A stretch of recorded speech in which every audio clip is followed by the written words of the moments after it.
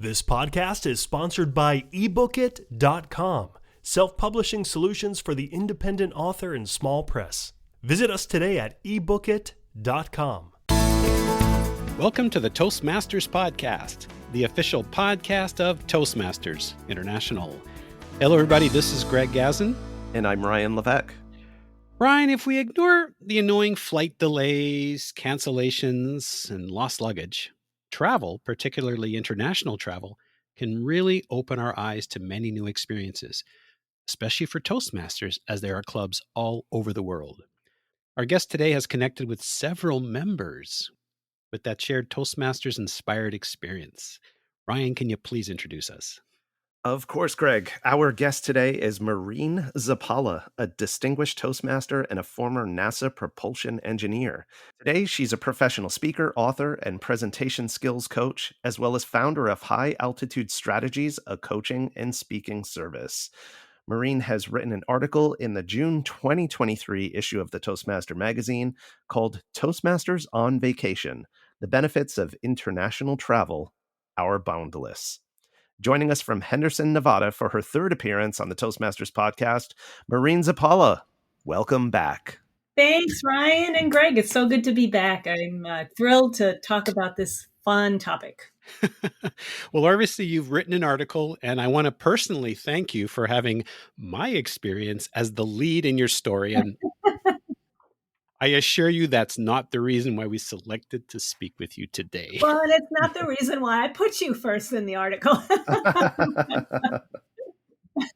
Now that we got that cleared away, just to kick things off, we're going to be talking about Toastmasters on vacation. And I'm just wondering, are you seeing a trend for people that perhaps they've traveled virtually to clubs around the world during the pandemic, and now they're looking at making those actual travel destinations?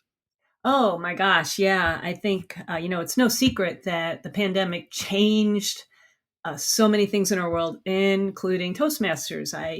People started, when their club meetings got wiped out and clubs struggled with going online, people started realizing, there's other clubs that do this. What's out there? And so they started poking around and hearing about other clubs, not just, outside of their own district, outside of their own region, outside of their own continent.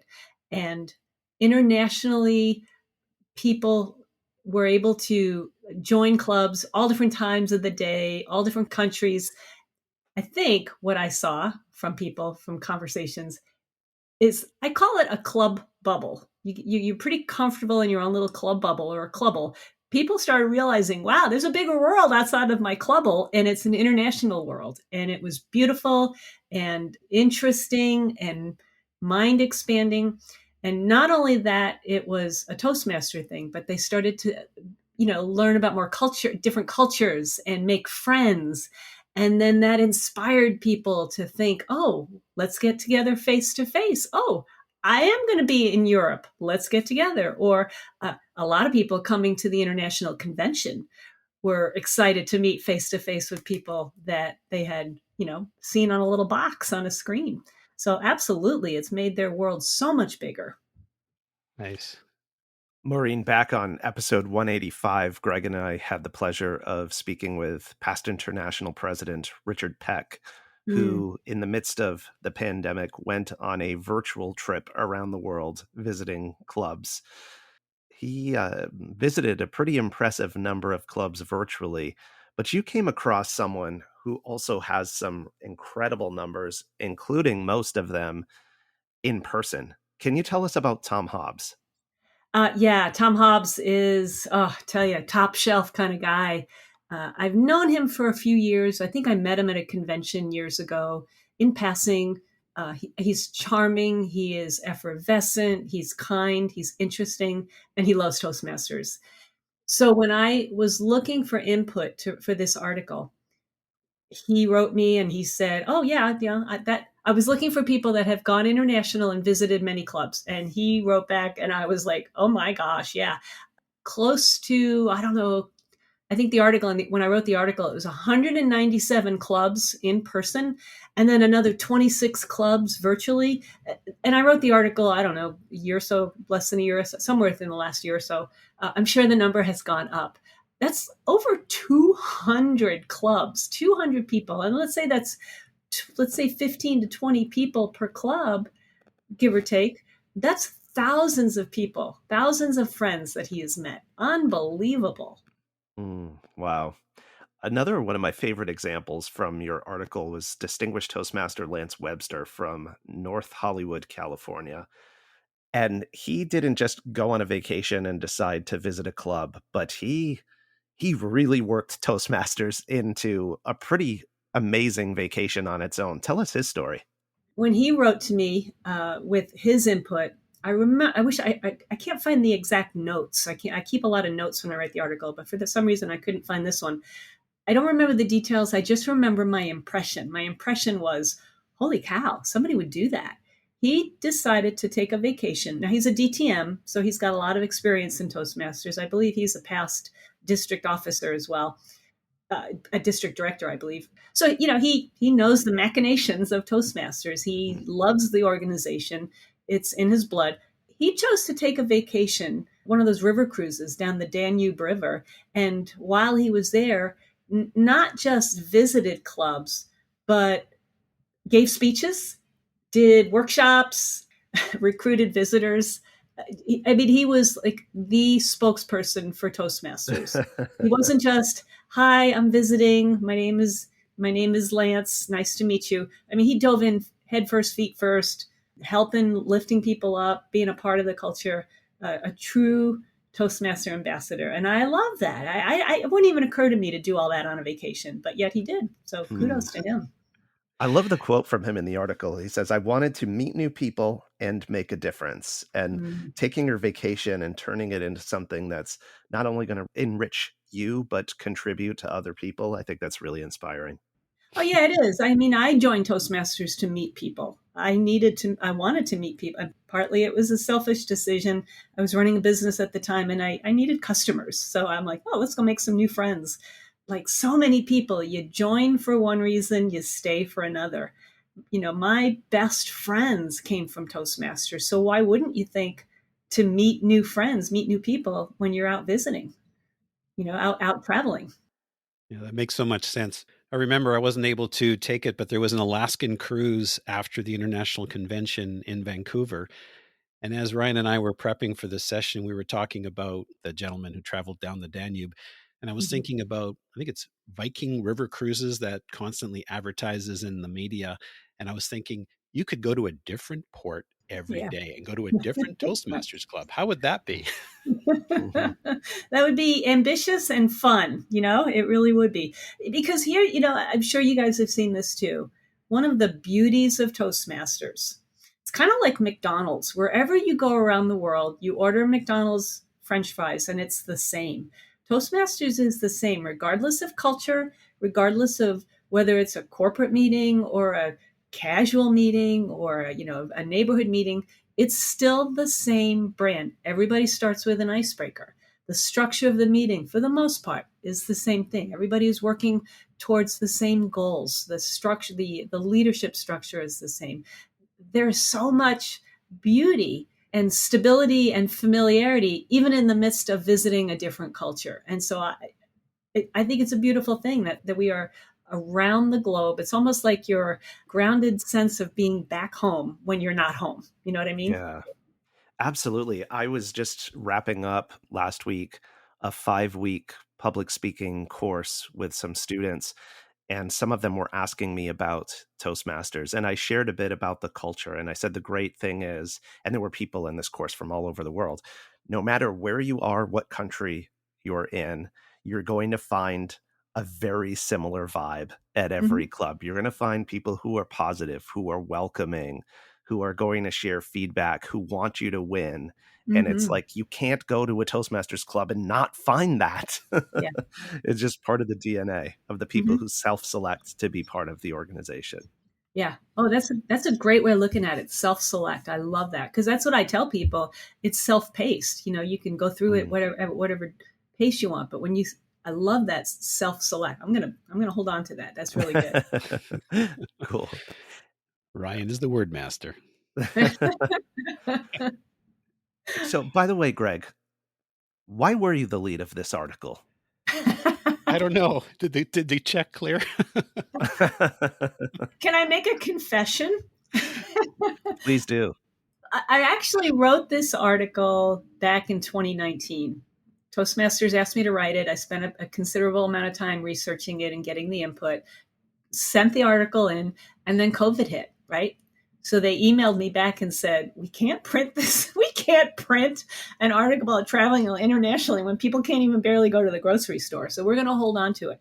When I first wrote that initial draft, I'm sorry, Greg, but you were not in the lead. My line, my opening line in that original article is, "What do you pack in your suitcase when you travel?" Not Greg Gazin. When COVID was now in the rearview mirror, Toastmasters came back to me and said, "We want to pull that article back out, but we do need to update it. We need to update it with, obviously, a nod to what just disrupted the entire global economy. But let's talk in fresher terms about how the pandemic and the shutdown did make people's international travels richer and more welcoming, I guess." Well, it turns out that experience was in fact a while back, and if you look at the picture that I supplied, I look a little older now, but nevertheless, it was an experience that it's one of those things where you just never forget. It's just permanently ingrained in your brain. And Mhm. that particular instance, I was actually traveling for work. I had gone to a conference that was at the Moscone Center in San Francisco. And I remember before leaving for San Francisco, I reached out to a district. I reached out, you send emails and things like that. And I got 3 responses from the same club. And it turned out that this particular club met 2 blocks from the Moscone Center, Oh, wow. and they met about a half an hour after my last session, which was just absolutely perfect. So I went there, and in fact, they're a dinner club, so they had Chinese food, Asian food, and they wouldn't even take my money. They said, "No, Canadian dollars isn't good here." I mean, I was certainly willing to pay my share. I Mhm. was they called me the A counter because in Canada we have this "How's it going, A?" Eh. It was a wonderful experience, very, very welcoming. Afterwards, we all went out to have a beverage. They introduced us to a restaurant that I wasn't familiar with. That was one of those little places that you wouldn't necessarily find. A couple of weeks later, when I got home, I got a postcard in the mail thanking me for being there, and and also invited me to join the club, even though that was probably about 1,500 miles away. Mhm. Whenever I travel anywhere, I'll try to find a club to visit. Mhm. Yeah, I was reminded of my own experience when I was traveling in Southwest Florida and visited a club down there. And reading your article, Maureen, made me realize there were a couple of people who I'm friends with on Facebook that I met at that club that Mhm. I almost don't even remember necessarily that they're from that club. They're just people that I know. And it's like, oh, yeah, that's right. I never would have met these people if I hadn't visited that club Yeah. several years back. Yeah. I know me personally, I've never traveled internationally other than I have been to Canada. I spoke at a couple of districts up there a few years ago.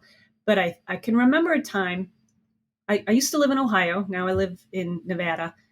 I visited Nevada for a conference. I don't even remember what the event was, but I visited a Toastmaster club while I was here. And I specifically asked them if I was in the middle of practicing for, gosh, it must have been the semifinals, in the semifinals, 2017, 2016. I don't remember exactly which year. Now, I know visiting as a contestant is different than just visiting as just a visitor. And they treated me with so much, I don't know, it was joy and respect and honor. And it was just totally delightful. It was a smaller club here in Las Vegas. And to this day, even though I live here in Las Vegas and Henderson area, I'm not part of that club, but yet I still have this connection and camaraderie to them because they just rolled out the red carpet for me when I needed a club to practice at. Nice. Maureen, we've talked a bit about the commonalities that you find across clubs. What are some of the differences when people travel around the world and visit clubs in new cultures, new states? new locations? I think one of the most significant things when I was gathering information, what people told me over and over is how grateful they were that clubs participated in English. No matter what country they were in, most of the speeches and most of the meetings were conducted in English, which when you think about it, most countries are bilingual. You know, the United States, Canada. Well, Canada is. There's a lot of French-speaking people up there. I remember being in Montreal feeling completely lost because I did not speak a lick of French. Mm. And they had to repeat everything in English because I didn't speak a lick of French. I felt like I felt like such a burden. I'm like, I'm sorry. So that's probably the biggest difference, was that most clubs internationally are bilingual. I loved hearing that even the way people communicated, some cultures are less pointed and more polite and gentle with their evaluations, whereas some are much more to the point, much more hardcore, much more tell it like they see it. Of course, you got the whole multicultural issue with how do you greet somebody? What are the ways that you either shake hands? How do you introduce people? Meal times. Some clubs, you don't even have a meeting unless you have a meal. I mean, there were just so many cultural differences. But again, you're right. Similarities, the thread going through it all is the Toastmaster brand and the focus on improving communication and leadership skills. No doubt about that. Yeah, I noticed when I visited a club in the UAE, but this was virtually, the way they addressed the individuals, it would be Toastmaster Gaz and Yeah. Toastmasters-Apala, as Yeah. opposed to using your name. I thought that was actually interesting.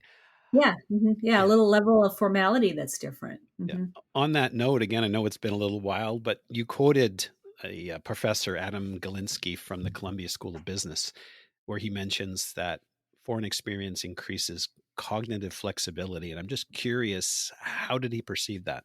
From what I remember when I was doing the research, because of course, I like to get input from members for whatever topic I'm writing about. But I also, being the engineer I am, I want to go research the facts and the statistics. And I stumbled on a lot of his research. There were many sources that I drew upon, but I loved his focus on mind expanding. Like, your experiences expand your thinking. They literally change the way your brain thinks.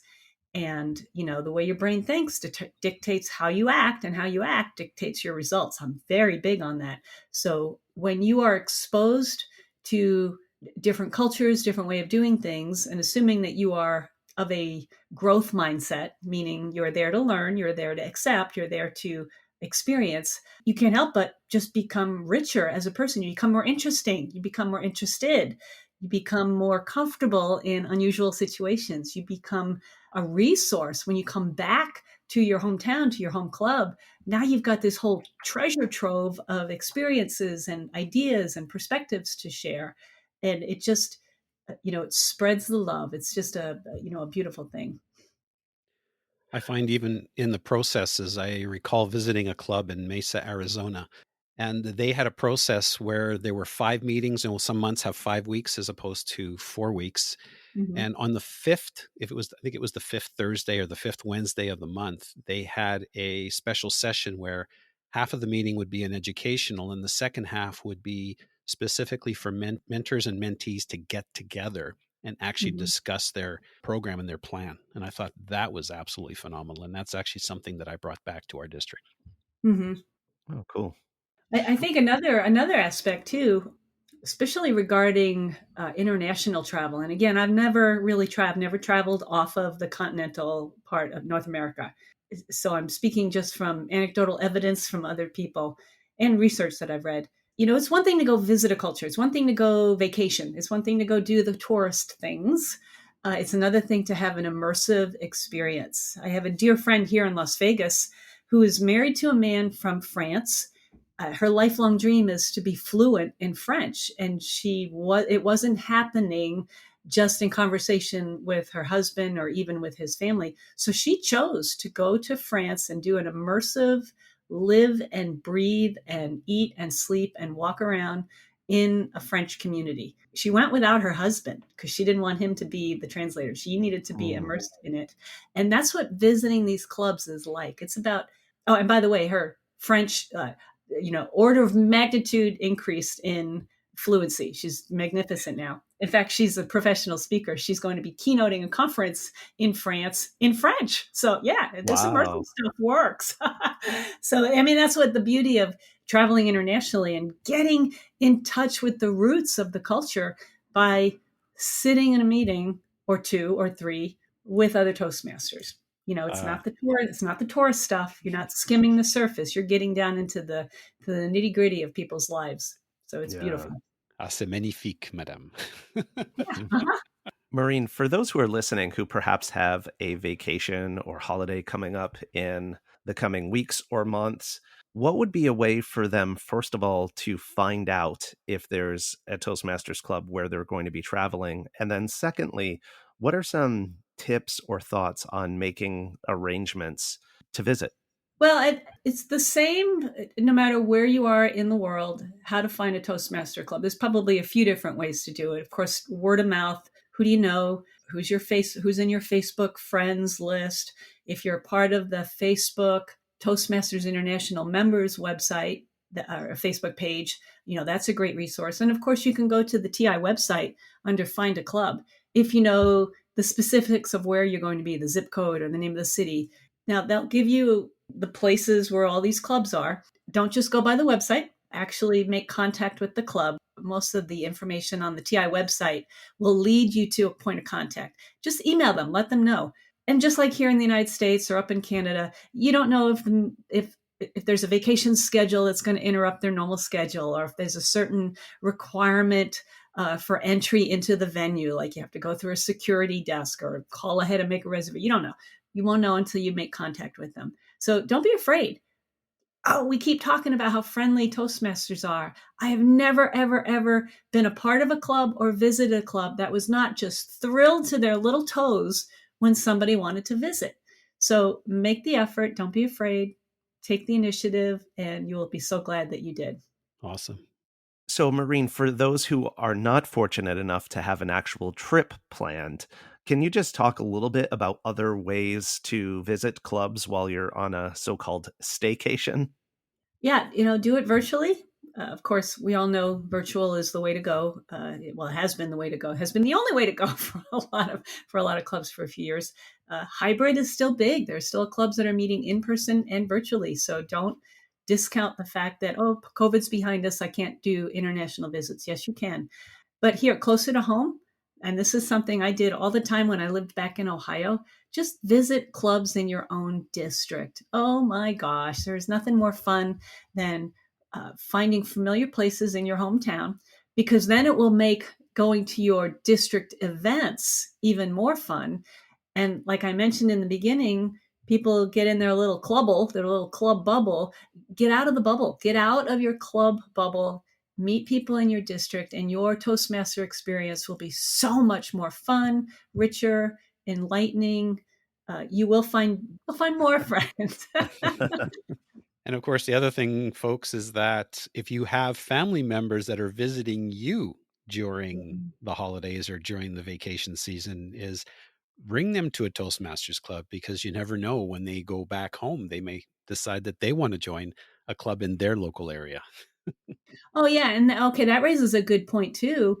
I frequently get people from my world contact me and say, "Hey, I live in St. Louis, Missouri. I see your posts about Toastmasters. How do I find a club here?" And I'd be like, "Oh, I can not only help you find one, I know I visited one, and here's who you need to contact." It's a way to spread the Toastmaster love. The more people that you get to know, the more you're able to refer visitors to other clubs. Nice. Maureen, you mentioned Montreal. When that's my hometown, and when I was visiting one time, one of my childhood friends, I actually brought him along to a club. I was giving a speech at that club. I remember asking if I could take on a role, and they said, "Sure, can you do a speech?" So I did. I brought him to a club meeting, and he actually joined Toastmasters a Mm-hmm. couple of months later.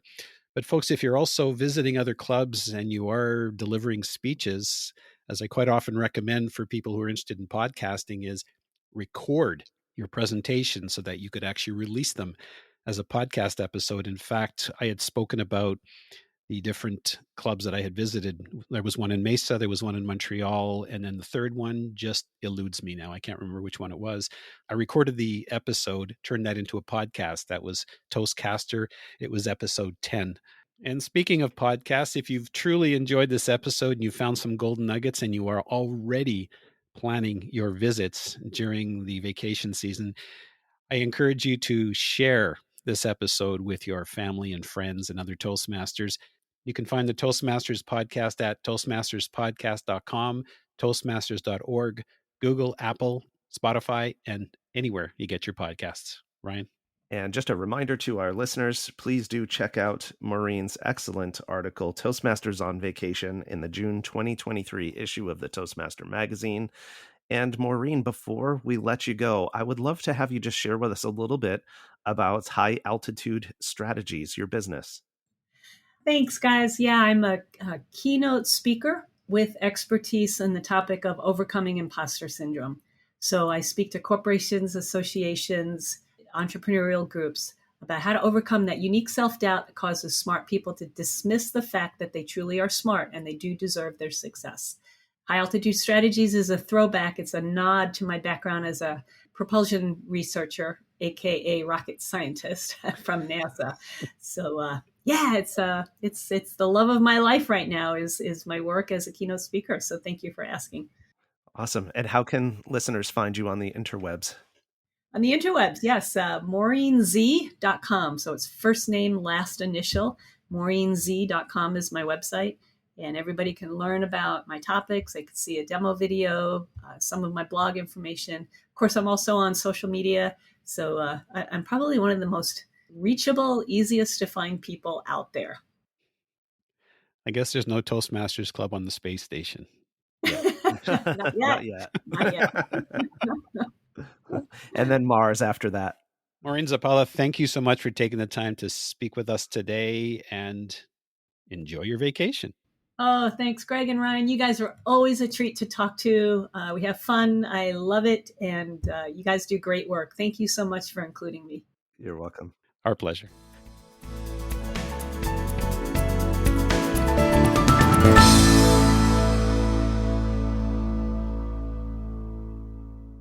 Isn't it about time you published that book you've been thinking about? We can help with that.